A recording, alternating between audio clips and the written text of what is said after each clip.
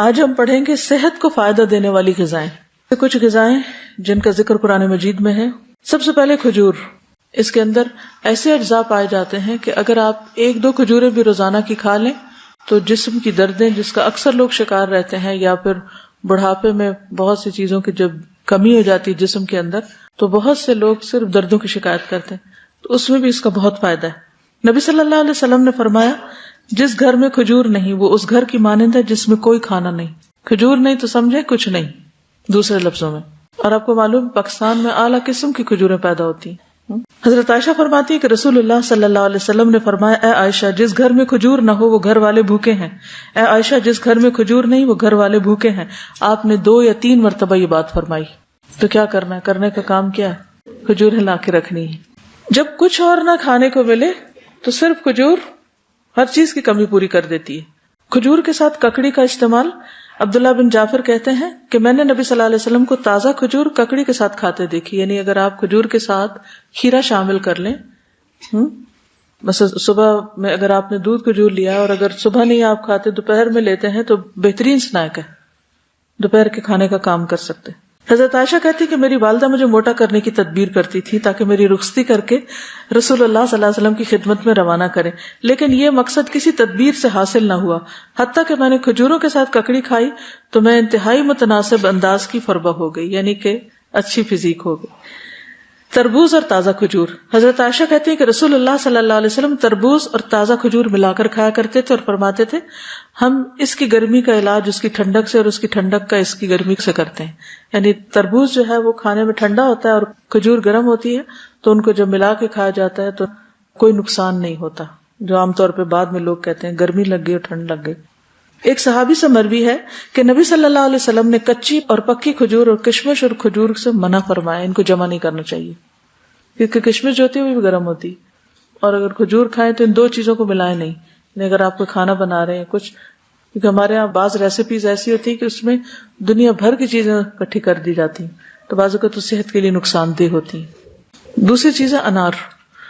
حضرت علی فرماتے ہیں کہ انار کو اندر والے چھلکے سمیت کھایا کرو کیونکہ یہ معدے کی بیماریوں کا علاج ہے. ہم عام طور پہ صرف اس کا پھل نکال کے کھا لیتے اور باقی سب چیزیں ویسٹ کر دیتے. تو اندر کا چھلکا کون سا ہوتا ہے؟ وہ وائٹ سٹف جس کے اندر دانے لگے ہوتے ہیں. انار بھی جنت کا پھل ہے اور اس میں بھی بہت سارے فائدے ہیں. زیتون. قرآن مجید میں اللہ تعالیٰ نے انجیر اور زیتون کی قسم کھائی، والتین والزیتون. ان کے فوائد کے پیش نظر روزانہ کم از کم 1 انجیر، 1 زیتون اور خالص زیتون کے تیل کا 1 چمچہ استعمال کرنا فائدہ مند ہے. جسمانی توانائی اور دماغی قوت کے لیے زیتون کے تیل کی مالش بھی یعنی مساج بھی فائدہ مند ہے. اللہ سبحانہ وتعالیٰ نے زیتون کے تیل کو قرآن مجید میں مبارک تیل کہا ہے. حدیث میں آتا ہے کلوا الزیت وادہنوا بہ فانہ من شجرۃ مبارکہ. نبی صلی اللہ علیہ وسلم نے فرمایا زیتون کا تیل کھاؤ اور لگاؤ، یہ ایک مبارک درخت سے نکالا گیا ہے. یعنی درخت مبارک ہے جس سے نکلا ہوا تیل بھی کیا ہوگا؟ فإنها من شجرۃ مبارکۃ. ایک اور روایت میں آتا ہے زیتون کا تیل سالن کے طور پر استعمال کرو، یعنی روٹی کا ٹکڑا زیتون میں ڈبو کے کھا لو اور اسے سر اور بدن میں لگاؤ، یہ مبارک درخت سے حاصل ہوتا ہے. حضرت عائشہ فرماتی ہے کہ رسول اللہ صلی اللہ علیہ وسلم وفات پا گئے اور آپ نے ایک دن میں 2 مرتبہ روٹی اور زیتون کا تیل سیر ہو کر نہیں کھائے. یعنی 2 بار میل نہیں لیا آپ نے، 1 میل ہوتا تھا آپ کا، اور ہر وقت وہ گھی میں لگا ہوا نہیں ہوتا تھا. پیلو کے درخت کا پھل. جابر بن عبداللہ کہتے ہیں کہ ہم رسول اللہ صلی اللہ علیہ وسلم کے ساتھ مر الزہران کے مقام پر تھے، ہم پیلو توڑ رہے تھے. آپ نے فرمایا جو خوب کالا ہو وہ توڑو کیونکہ وہ زیادہ لذیذ ہوتا ہے، یعنی یہ بھی کھانے کی چیز ہے.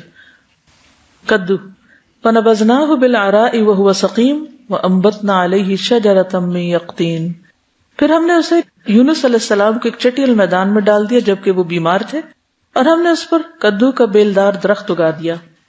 انس بن مالک کہتے ہیں کہ ایک درزی نے رسول اللہ صلی اللہ علیہ وسلم کو کھانے پر بلایا. وہ کہتے ہیں کہ میں خود بھی اس دعوت میں آپ کے ساتھ گیا. اس درزی نے روٹی اور شوربہ جس میں کدو اور سوکھا گوشت تھا رسول اللہ صلی اللہ علیہ وسلم کے سامنے پیش کیا. میں نے دیکھا کہ نبی صلی اللہ علیہ وسلم کدو کے قتلے پیالے میں تلاش کر رہے تھے، یعنی گوشت بھی تھا اور کدو بھی، تو آپ گوشت کی بجائے کدو اٹھا اٹھا کے کھا رہے تھے. اس دن سے میں بھی برابر کدو پسند کرتا ہوں. حضرت یونس علیہ السلام کی بیماری کے علاج کے طور پر کدو کی بیل اگائی گئی تھی، جس سے ان کے جسم پر جو بھی مچھلی کے اسٹمک میں جانے کی وجہ سے جو ایسیڈک مادہ تھا وہ لگنے سے زخم وغیرہ ہوئے ہوں گے، ان کا علاج اس سے ہوا۔ انس کہتے ہیں کہ اس کے بعد جو کھانا میرے لیے تیار کیا گیا اور جتنا مجھ سے ہو سکا میں نے اس میں کدو کو ضرور شامل کر لیا، چقندر اور جو۔ سہل بن سعد کہتے ہیں کہ ہمیں جمعہ کے دن بڑی خوشی ہوتی، ہماری ایک بوڑھی خاتون تھی، وہ چقندر کی جڑیں لے کر اپنی ہانڈی میں پکاتی، اوپر سے کچھ جو کے دانے اس میں ڈال دیتی، ہم جمعہ کی نماز پڑھ کر ان کی ملاقات کو جاتے تو ہمارے سامنے یہ کھانا رکھتی، یعنی ہر جمعہ وہ یہ کھانا پکا کے رکھتی اور ہم سب کھاتے۔ جمعہ کے دن ہمیں بڑی خوشی اسی وجہ سے رہتی تھی، یعنی ہمیں پتا ہوتا تھا آج اچھا سا کھانا ملے گا۔ ہم نماز جمعہ کے بعد ہی صبح کا کھانا کھایا کرتے تھے، اللہ کی قسم نہ اس میں چربی ہوتی تھی نہ گھی، یعنی چقندر ہوتے تھے ابلے اور اس کے اوپر جو کے کچھ دانے، پھر بھی خوش ہوتے تھے۔